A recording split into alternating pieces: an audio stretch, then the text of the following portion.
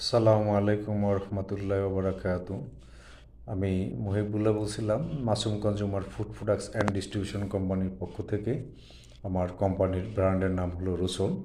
আমি আজ সবার কাছে একটা পরিচিতি হতে চাচ্ছিলাম যে বিজনেস কাকে বলে এবং ব্যবসা প্রসার করার যে লক্ষণীয় যে বিষয়গুলো, সে বিষয় নিয়ে কিছু সংক্ষিপ্ত আলোচনা করব।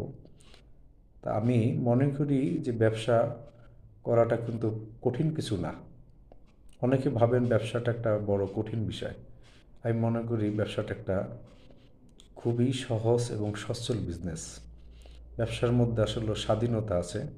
আপনি বিজনেস করতে পারলে স্বাধীনতাটা খুঁজে পাবেন এবং এই স্বাধীনতার মধ্যখান থেকে আপনি অনেক কর্মসংস্থানের ব্যবস্থা করে তুলতে পারবেন।